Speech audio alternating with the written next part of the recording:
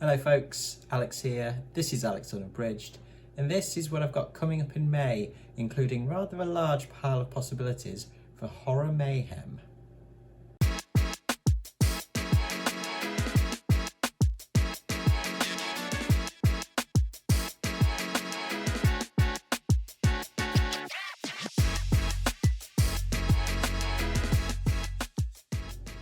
So welcome back to the channel if that is the case.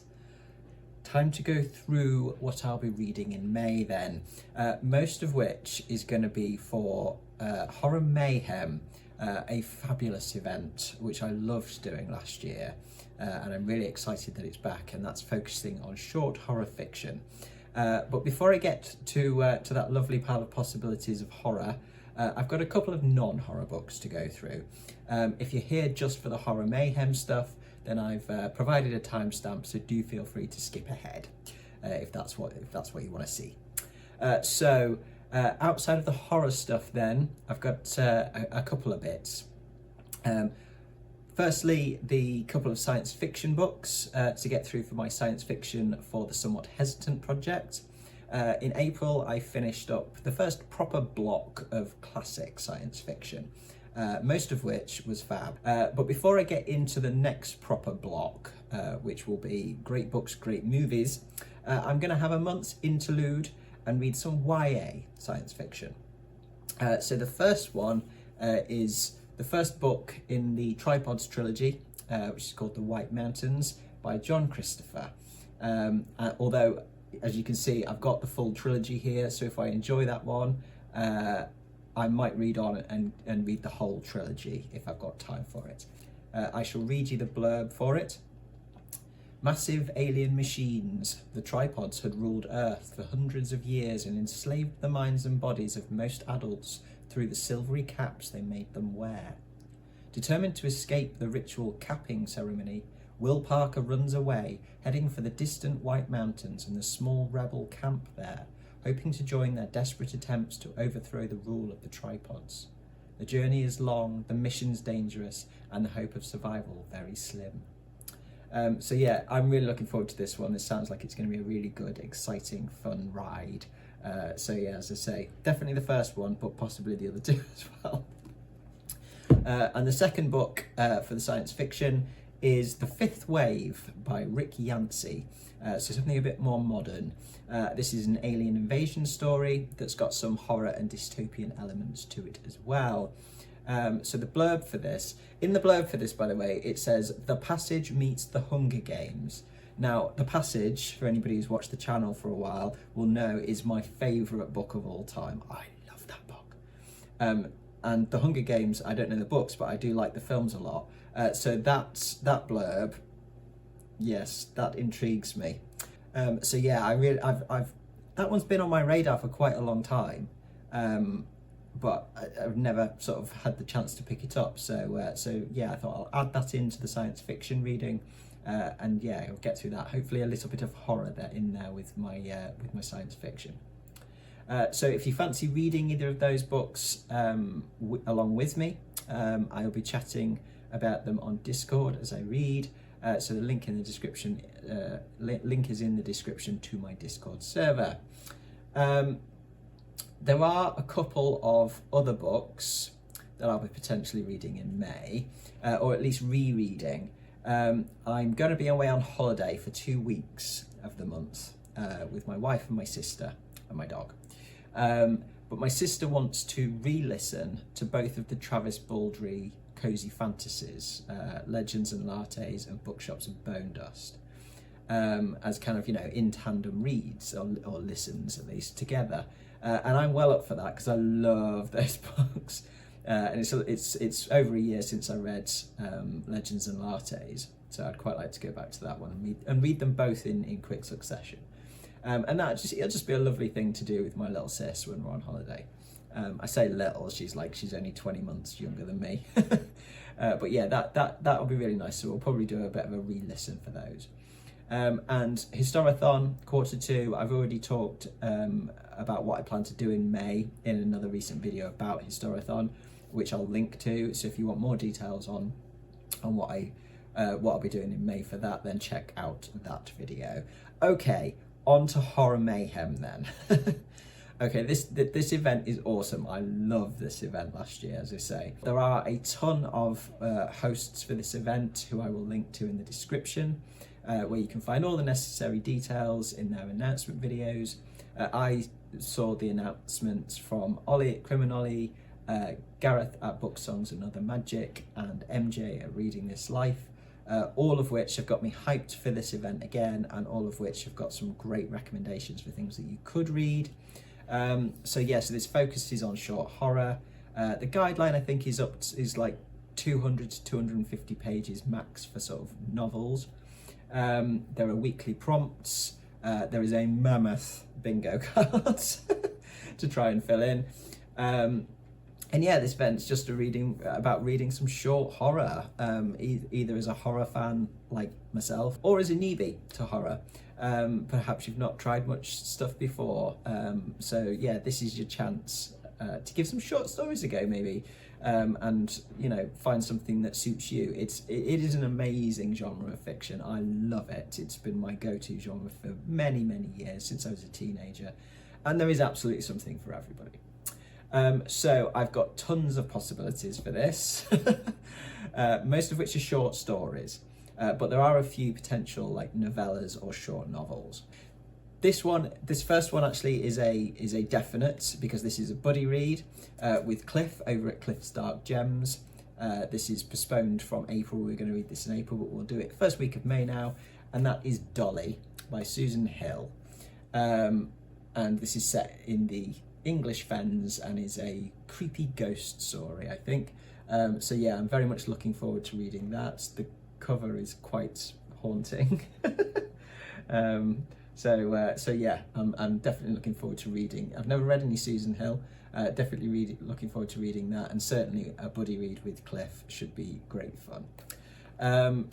So that's the first. That's the only kind of fixed one, really. Oh no, there is one more, but I'll get to that. So then, the weekly prompts for this. I am going to try and hit all the weekly prompts. Shouldn't be a problem. So week 1 is local horror. Well, I had a search around for things that specifically referenced as local as I could get to where I am. I'm in Derbyshire in the UK. So yeah, I had to look around to find something like that. And I found a few bits actually on Kindle Unlimited that will fit the local prompt for me. So the first one is a book called A Ghost Story Omnibus Volume 3 by H.E. Bulstrode. And there are a couple of potentials in here. There is one which is in Derbyshire, called Cold in Alabaster, the blurb for which says, "Make it a true likeness of my young lady Matlow. See to it that you capture her youth. And so comes a master mason to an isolated Derbyshire parish. Cold and wet, it is far from his liking, unlike the subject of his latest commission. And yet, hesitancy for once stills his hand. Could it be that he serves not Lord Matlow alone?"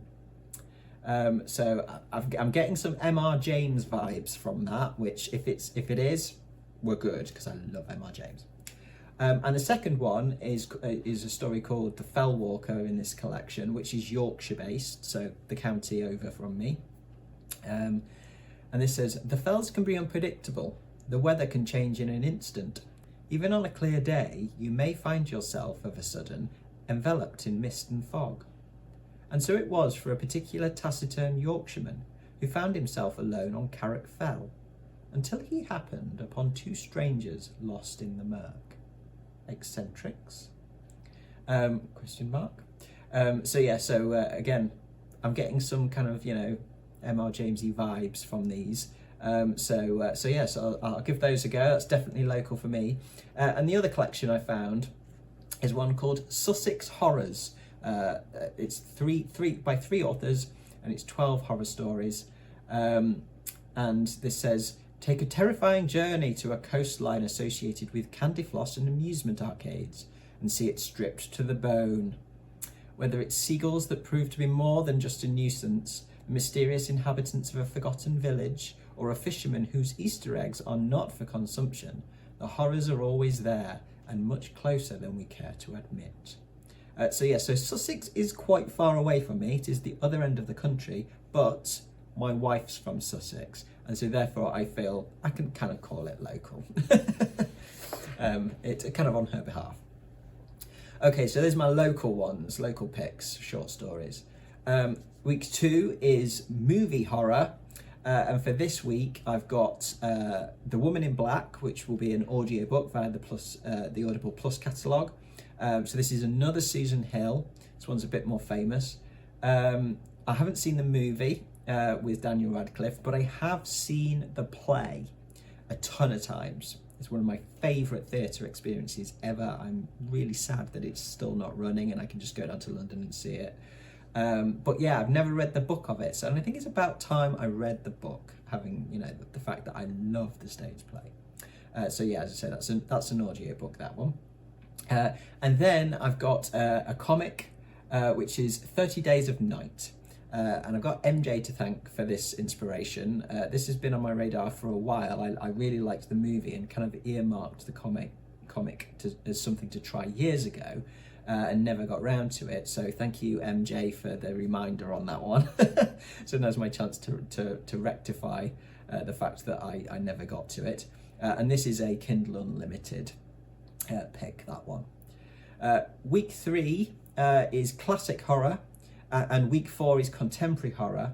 And so most of the rest of the picks, in fact all of the rest of the picks that I've got, will fit into one of those two. So I'll just pick and choose on those weeks, you know, out of my big pile of possibilities to hit those prompts at the appropriate time. Okay then, the bingo card. This thing is a monster. 36 prompts. I doubt very much that I'm going to fill it.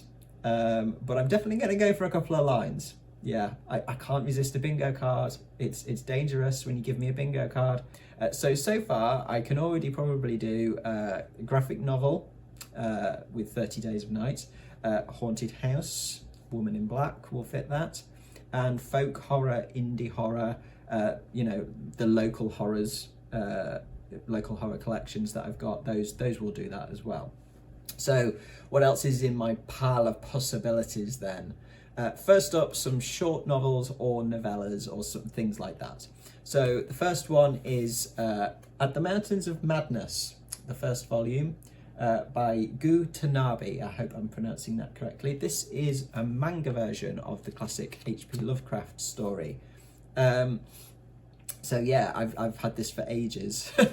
And haven't read it yet, so this one will be, I think, a really good one, especially for hitting some classic stuff and some contemporary stuff, and this would hit the translated stuff and the cosmic horror on the bingo board, so, you know, that would give me quite a few prompts on that one.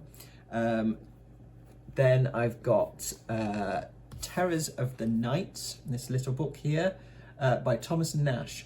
So this is Elizabethan horror. And this just says, demonic horrors and spirits dreamt up by the most exuberant, inventive prose writer of Elizabethan England.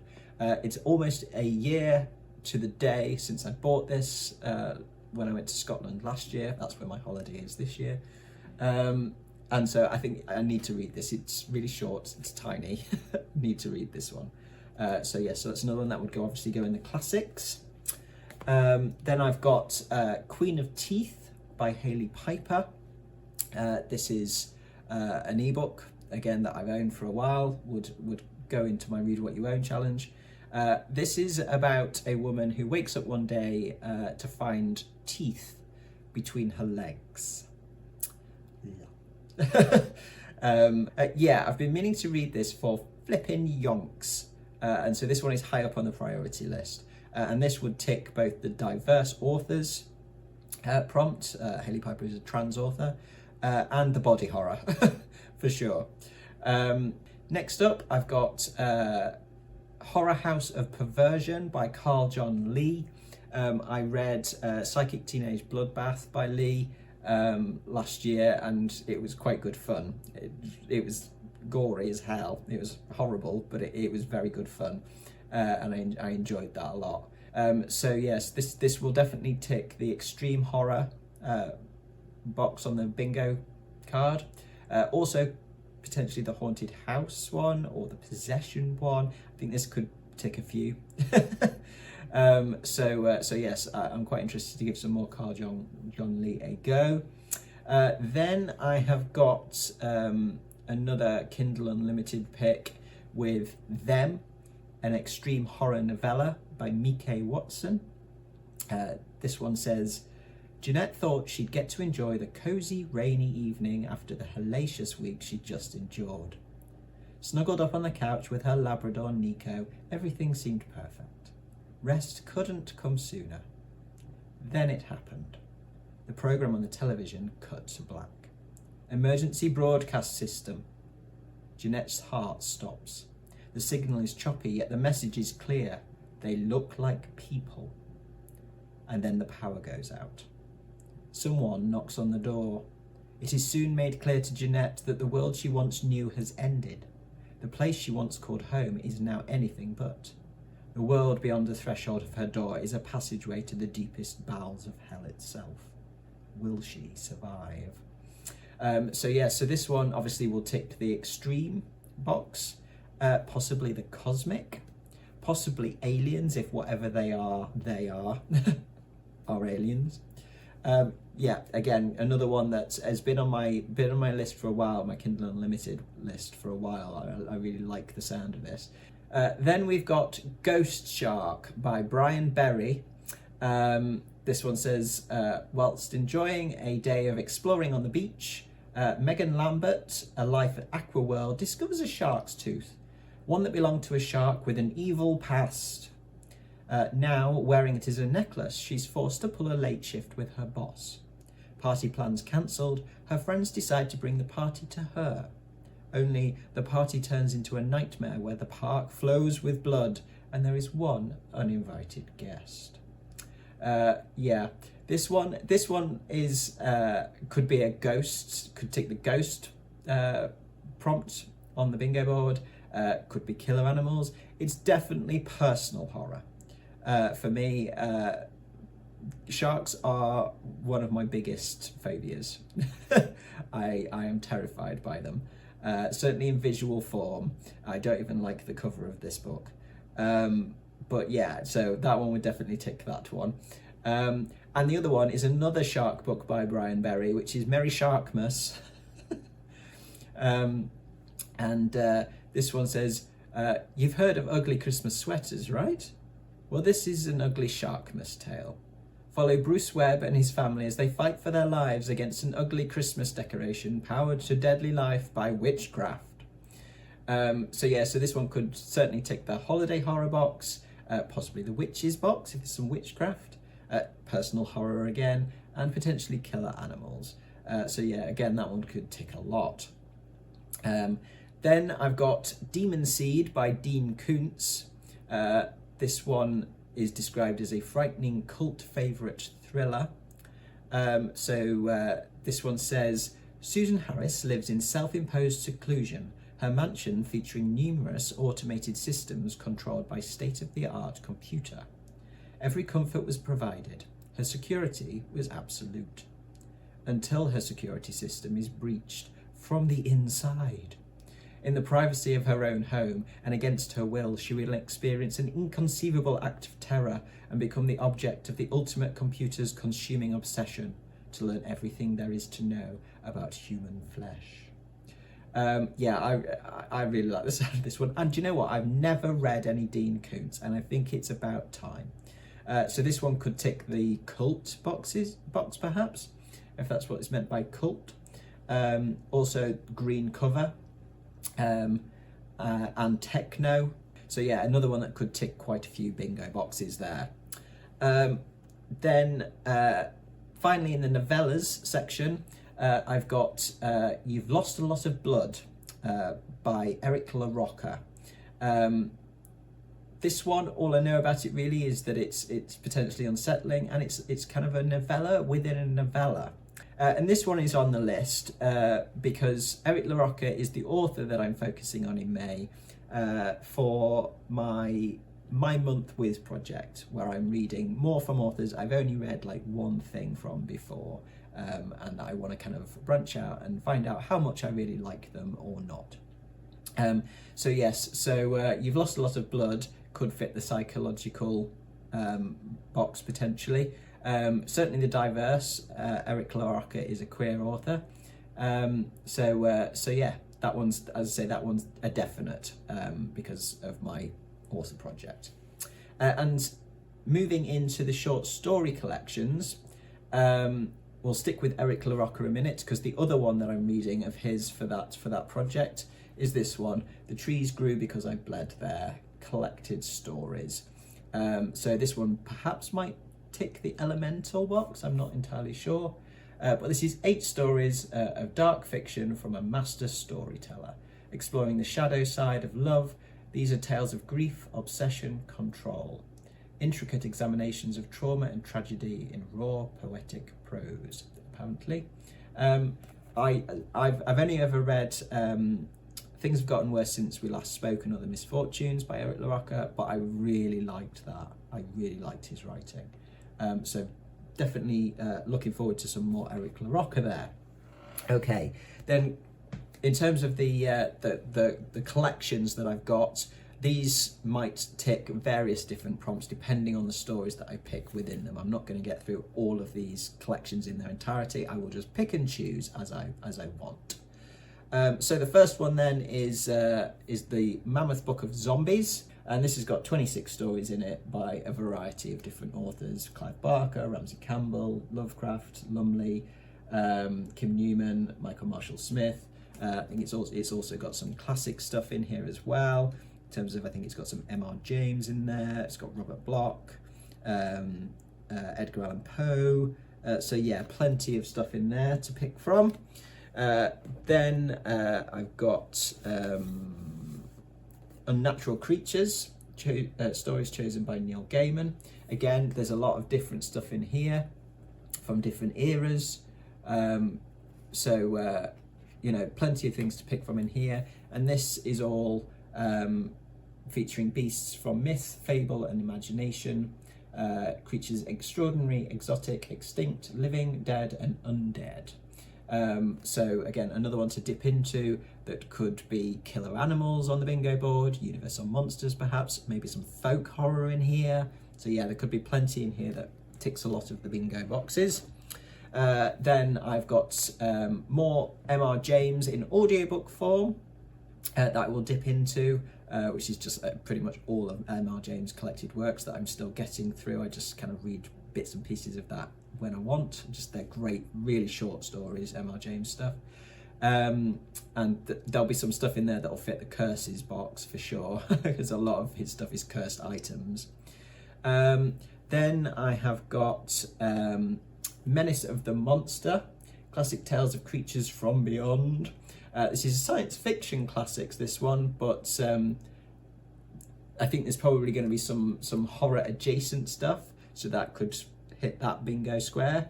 This is British Library collection, so it's probably more classics rather than anything else, but I think there's some slightly more kind of modern classic stuff in here too. So yeah, plenty in there.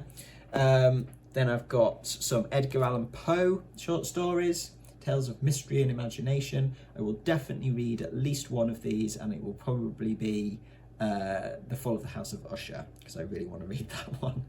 So yeah, plenty of Poe to dip into. That'll cover my classics for sure. Then I've got Japanese Ghost Stories by Lafcadio Hearn.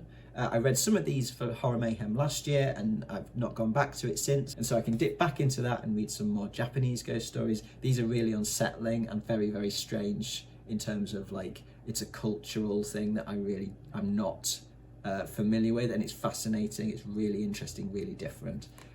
So yeah, definitely want to dip back into that for a story or two. Then I've got Madame Crowell's Ghost and Other Stories by Sheridan Le Fanu. This again has got several stories in it. So some are shorter than others, but I can dip into that and find some stuff in there. There's definitely plenty of stuff in there that could tick various boxes on the bingo card. Then I've got The Books of Blood, Volume 1 by Clive Barker. I have read this before, but not for probably 15 to 20 years, and I really want to go back to it. I've seen a couple of people talk about Volume 1 recently on BookTube, and it's made me definitely want to go back to some Clive Barker. That's an ebook. So again, I'll just dip in and pick out a couple of stories that I remember being my favourites in there and have a little bit of a reread. Yeah, the next one actually I've got is thanks to one of my viewers who recommended any anthology put together edited by Ellen Datlow. And so I had a little search around straight away and found Fearful Symmetries on Kindle Unlimited. Had a little look through the blurb for this, and this, yeah, I'll definitely read some stuff from here. The blurb for this says, in tales that crisscross the boundaries of fear and imagination, from a haunted courtyard in New Orleans to a remote Arctic research station, swamp monsters, pool cleaning robots, and cannibalistic spirits wreak chaos and terror across the pages. You'll be invited to a prom where the psycho hides inside a sparkly dress or rented tux. On a trip aboard a train to a destination that teems with ghosts, and into the darkest recesses of a human mind, the most fertile ground for the blossoming of true evil. So this could cover quite a few bits on the bingo card. Cannibalism, we've not covered yet. Possibly slasher, don't know. But yeah, I'll give some of these a go, and thanks very much again for the recommendation to my lovely viewer. Last two, I think, that I've got. These, again, anthologies, so I'll just dip in and read one or two stories. The first one is The Horror Collection, the LGBTQIA plus edition. This is, this will cover diverse on the bingo board, for sure. So I don't know anything about that, really, other than it's all, queer authors, queer horror. So we'll give that one a go, for sure. And then the other one that I've got is, I guess you could call it horror adjacent, this, and that's Where Nightmares Come From, and this is non-fiction. This is a book that focuses on the art of storytelling within the horror genre. So from taking an idea right from conception through to finished work, whether it's short stories, novels, films, or comics. So it covers loads of stuff, and it's got articles and interviews in it with or by Joe R. Lansdale, Clive Barker, John Connolly, Ramsey Campbell, Stephen King, Christopher Golden, Charlene Harris, Jonathan Maybury, Kevin J. Anderson, Craig Engler, and many, many more. It's a very chunky selection of articles and things like that. So yeah, I'm going to try and dip into that in May, as well as some short pieces, and because I'm trying to write horror short stories myself at the moment, so I will accept any help I can get on that. So yeah, because it's quite tough, but it's good fun, but it's quite tough. So that is it. That is my big pile of possibilities for Horror Mayhem. But yeah, it's going to be really good to have a really good short month where I can just flit about from thing to thing, and try and get through as much as possible and get as many marks on that bingo board as humanly possible. Can't wait. I think that's it. I've covered everything. I will stop blathering on. Thank you very much for watching today, folks, as always. Do let me know in the comments whether you're going to be taking part in Horror Mayhem and what you might have planned for your reading. I'm very, very interested to know what other people are going to be doing for this event. As I say, this was one of my faves last year, so I'm super excited for it again. I will be back on one of the days this week. The next thing that I will have out for you will be my review of The Drowned World by J.G. Ballard, which was one of my science fiction for the somewhat hesitant project reads. So I hope you'll join me for that whenever that might appear on the channel. Tuesday or Friday, not sure which one yet. But hopefully I will see you then. But from me, for now, that's ta-ra.